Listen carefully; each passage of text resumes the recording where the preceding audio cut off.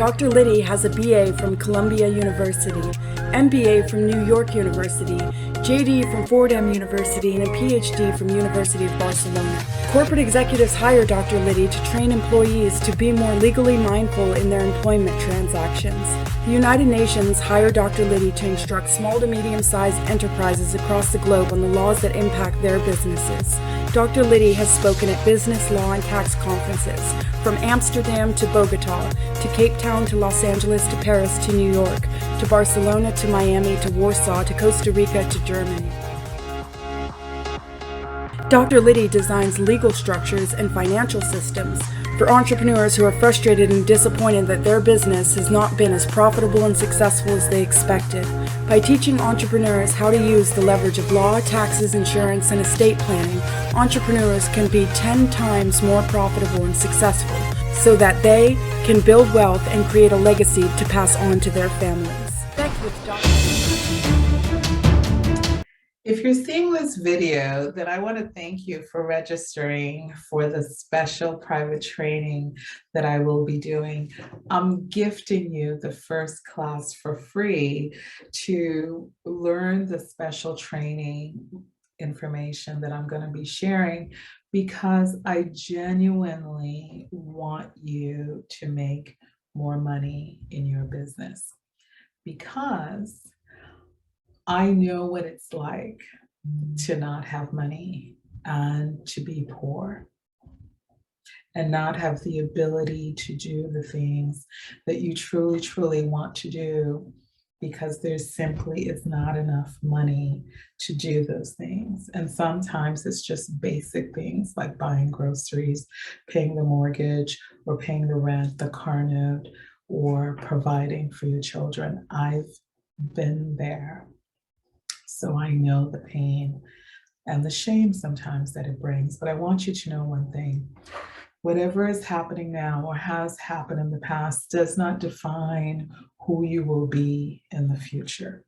I am living proof of that.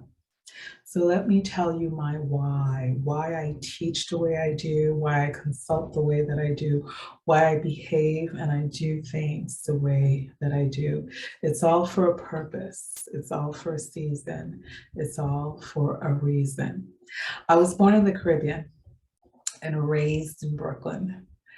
I grew up in a beautiful house. My dad was a business attorney who helped all the small businesses in the community, from the flower shop owner to the gentleman who owned the meat shop, to the dry cleaners, to the small grocery store owner, to the ladies that owned the clothing store. So I am familiar with small businesses at a very young age, because my dad would advise them and give them legal guidance, give them financial guidance, and they would meet at our house. And this is after they've all had a long day at work, after my dad had a long day. I come from school, and I know at 6:30, people would start arriving on the front porch to ask my dad questions that they had in their business that they knew without a doubt he would answer for them. And he wouldn't charge them because he knew that they were struggling. So it was always free, but he would always ask for someone to give a donation if they could, and just put it in the box as they were leaving. And every Sunday morning he would take that box to the church, because he was an Episcopalian priest. And from that box, he would give to the community in terms of people that were in the church that would come to him and ask for a little special help to pay bills and things along those lines. So I've seen the power of what my dad would call each one teach one and each one save one. I saw it firsthand up until the age I was about 9. And then my dad never came home one day. And we looked for him. We simply couldn't find him.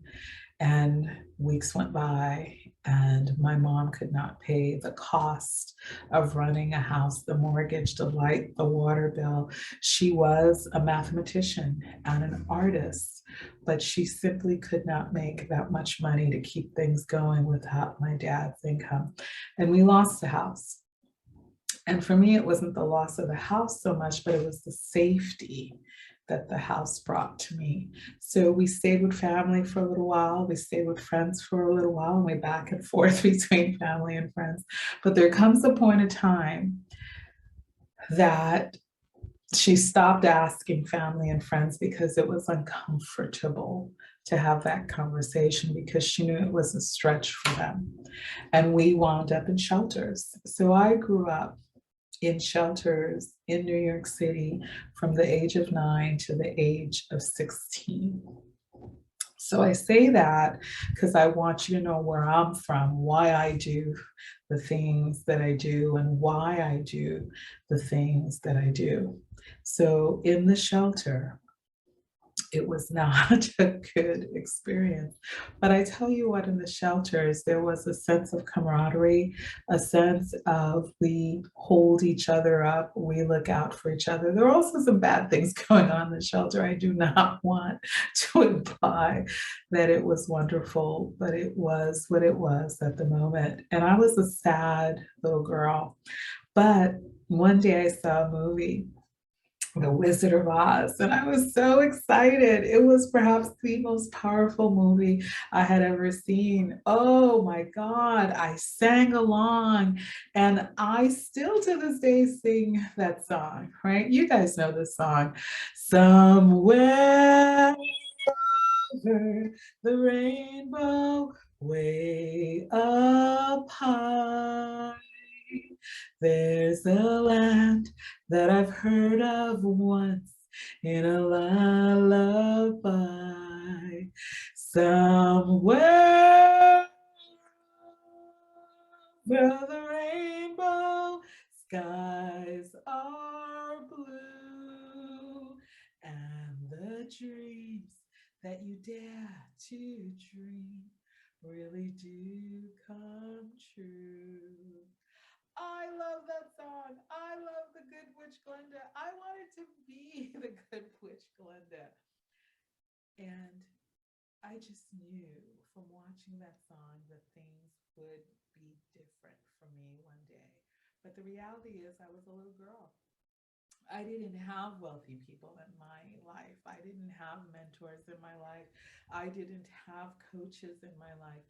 I just had my little prayers, my do good, my mom, and the hope and a dream that one day things would change. And one day they did. I got a full scholarship to Columbia University, and everything changed from there.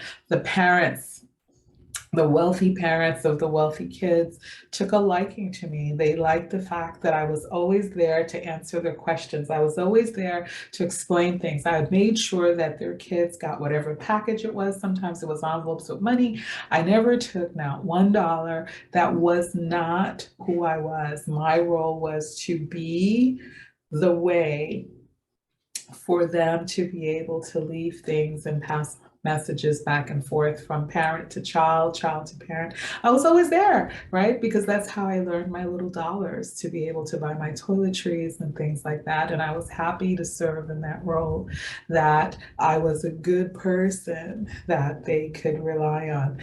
Glenda the Good Witch, right? The same concept remained. Well, those parents took a liking to me. They liked that I worked with honor, that I was trustworthy, and they taught me how to build a business. And the business that we built, the only one that I really knew how to do, was to provide good service like I was doing for them. But they said, what if you did that for families of wealthy families that wanted someone that they could trust with their children, that could teach their children, that could make their children happy, that they were reliable? Could I do that? Yes, I could. And I did that for tons of families in New York, New Jersey, Connecticut, Rhode Island. And then as it grew, I needed help. So I needed more young ladies to do the same thing. So the business grew. And as the business grew and we became so reliable, they told me to charge more, charge the value of what you're doing, not the value of what I think I was, but the value of the service that I was providing them, peace of mind for their most precious thing in the world, their children,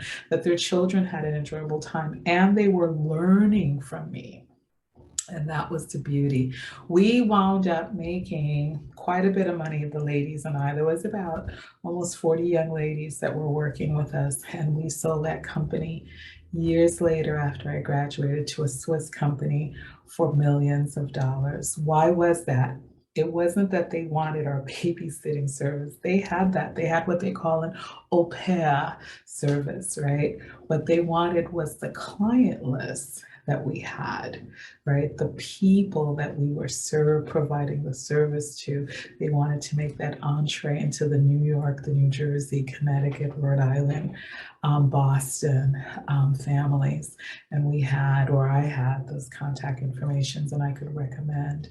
So I want you to see how an idea, right? Just an idea of what I had in terms of doing good, Glenda the Good Witch, resulted in a trust relationship with these parents, resulted in them training me, teaching me, coaching me, mentoring me, and that I wound up from doing that, creating jobs for other people and creating a revenue stream when we sold the business. So I love that, the ability to train, and that's what I'll be doing with you in the special private training that we're going to be doing for cracking the tax code for small businesses. I cannot wait to share with you what I know and how powerful that information is going to be. The truth is, the rich have powerful secrets that they teach their kids to do before they even get to college. They teach their kids about money. They teach their kids about taxes, right? Which is what we're going to be learning. They teach their kids about law. They teach their kids about technology, about real estate, about investing, about building businesses, about luxurious vacationing, about creating income streams, about producing intellectual property assets, one of my favorite things. And one thing they never teach them is how for them to be an employee. So I'm looking forward to seeing you on April 5th. And if you guys want to go ahead and purchase your course early, I'm giving a discount of $200. So until March 28th, just before midnight, you can get $200 off of the course. So it's going to be decreased from $997 to $797, but that ends at midnight on March 29th. So go ahead, get your course early, save the $200, and I'm really looking forward to training you and coaching you and guiding you with all the knowledge that I've learned over the years. Thank you for being a part of this beautiful world. And thank you for spending a little time with me, Dr. Lydie, the good lawyer and the good business coach. The United Nations hired Dr. Lydie to instruct small to medium-sized enterprises across the globe on the laws that impact their businesses. Connect with Dr. Lydie today by visiting drlydie.com and at Linktree/Dr. Lydie.